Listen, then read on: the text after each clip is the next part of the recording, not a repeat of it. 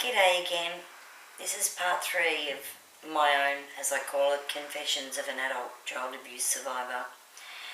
I wanted to make you understand that when I talk of my abuse and the journey back from my abuse hurt more than just me. My abuse took from many people who were with me in those years, who of course didn't know of my abuse. And so before I finish this video or go any further with this video, what I have to remind people is this. We, the victims of child abuse, learn at a very young age how to hide. And as I said in my previous videos, we hide from a myriad of things. And we get, some of us I guess, get really, really good at it. And someone who's been a part of my life for some 50 years had a terrible time accepting that she didn't notice. How didn't she see? And my answer to her is, I worked extraordinarily hard for people not to see that part, that ugly, deep-seated secret that had to be kept at all costs. And so, to the one person who knows both sides of who I am, just know that your friendship and your support over all these years made it a little easier, because at least I had one person who didn't judge. I had one person who just happily came along for the ride at whatever my chameleon antics were at. But again, I was never judged, although I admit I didn't share. And it wasn't that I didn't trust, it was that it was a secret. And even though I was grown, and even though I knew that secret should be told, it was still a secret I wasn't ready to share.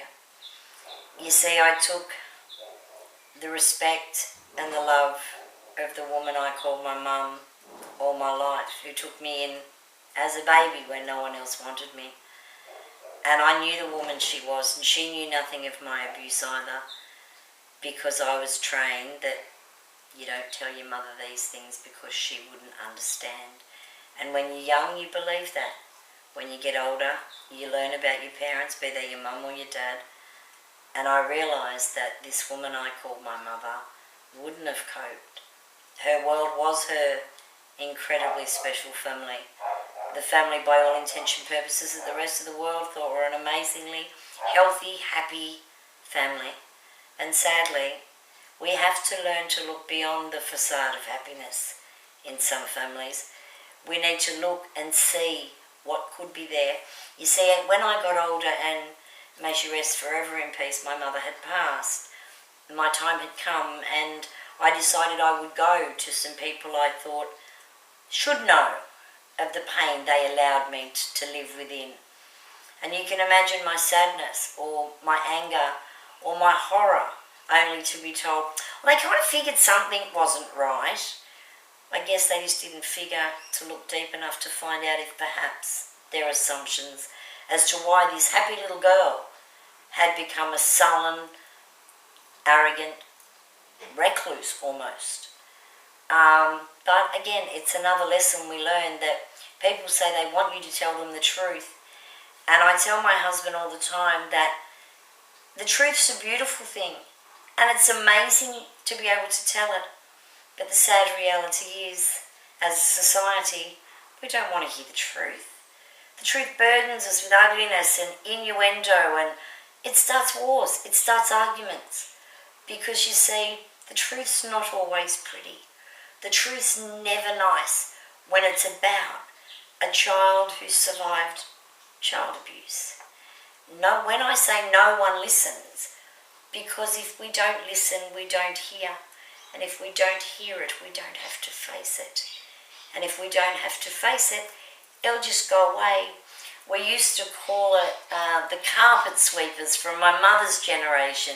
You know, we'd hide the unplanned pregnancy, or we'd move towns because we've done something that, heaven forbid, the neighbours would know about. Again, my crazy muddled life was my crazy muddled life.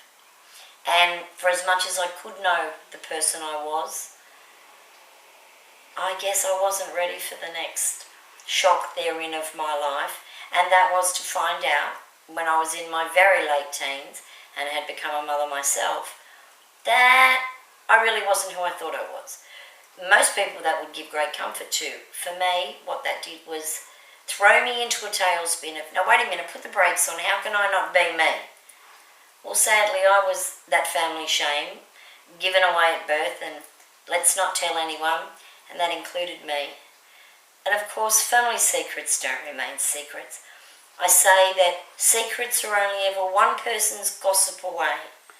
Secrets are hidden away from time and family, and they all believe in their infinite wisdom that secrets will remain exactly that. And yet I find secrets to be the most destructive of things. I find they alter the course of history, they alter the course of relationships, they alter the course of life. Now, we all have them. When I bought a new dress that, I really probably shouldn't have bought, most people would say, don't tell your husband. Me, I can't help it. If I don't tell him, he says, what have you done? Because he's allowed me to tell him his truth. I just hold up the docket. That's how life should be. If I'm in the wrong, I put my hand up and go, yep, you know what, I blew it. But if I'm in the right, I'm going to stand there and argue, whether it's the Prime Minister, the Pope or the President. If I'm right today, damn no, I'm going to fight for that right. Because you see, for too many years I had no rights, even as an adult. I had no right because I made no sense. I had no right because I might have had a problem 100 years ago.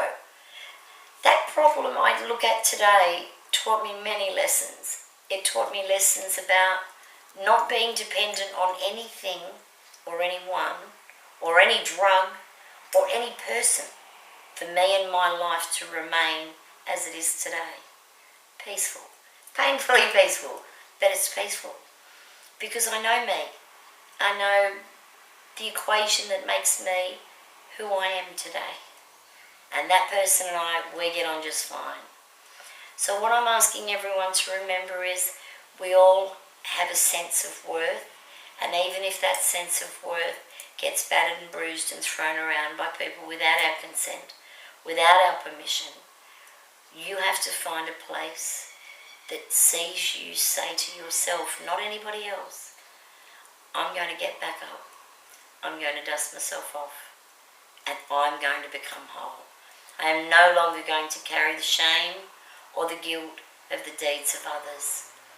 I'm no longer going to sit in the background wondering what I really had the ability to do or who I really had the ability to become.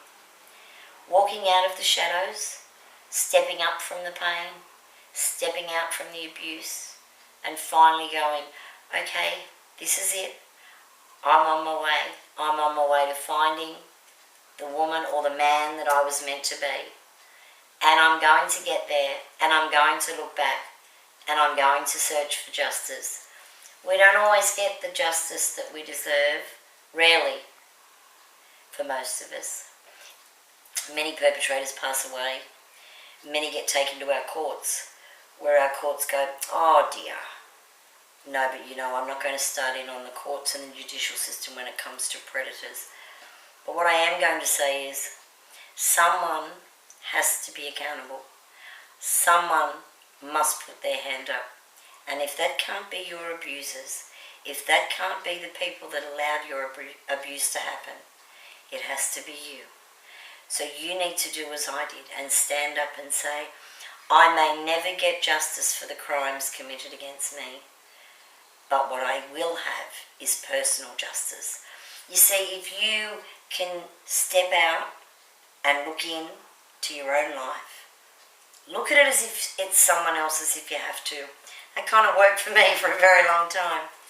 What we need to know is that if we step out of the ugliness, the past and the pain, and accept that we screwed up, or we did this, or we did that, before you condemn yourself, before you put yourself back to purgatory, ask yourself, who gave you a hand to get there? Because, I'm not saying that a lot of people don't fall off the wagon, a lot of people don't end up in prison or do all sorts of things that have never been abused. That happens. But I guarantee you, if you took a wander down any street or if you visited any prison and asked just about anyone within the walls what their childhood was like, I guarantee you the best percentage of them will tell you they were abused as children. Being abused as children doesn't give us a right to hurt, to maim, to abuse, to denigrate or humiliate. And I say that really sincerely. I ask anyone that goes down that path to stop. And if you were an abused child, ask yourself, don't you remember what that felt like? Don't you remember what it felt like to have your character assassinated? Don't you remember what it felt like to feel that pain because someone may have caught you out on something? Don't do that to other people. There is no such thing as, I was an abused child. Don't bring that, because most of the population in one way or another has been abused. Don't use that as an excuse. You know, I've done a lot of things, but I have never, ever, ever played on the fact that my indiscretions or my mistakes or my bad judgments should be overlooked or accepted because I was an abused child. You see, when we're young, we don't know right from wrong. As we grow, we do. And we know that certain things are wrong. We know that certain things are going to lead us to a place where more pain lives. We know that certain people get bored easily, and so they assume that if they hurry this story along, that it'll get to the end quickly. There is no quick ending, and for a lot of people there's no happy ending. But what I want everyone to know is that in this clip, it's just basically to remind you all that we need to speak. We need to have our voices heard. We need to heal. It doesn't matter if it takes, well, it took me 30 years, so I guess it's not about how we start, it's how we finish. And if we finish believing that we're worthy and that our lives matter, and that it doesn't matter how old you are, there's always something you can do to help another child, to help another adolescent, to help another adult find that little bit of light that hangs hope above the door. Because as I say to everybody, if we lose hope, what do we have? If we lose our lives to the sense of hopelessness, we give over so much power. We give over so much energy. And you know, it takes so much longer to live with regret. And what does regret give you back? It gives you back nothing. Takes and takes and takes, and renders you almost void.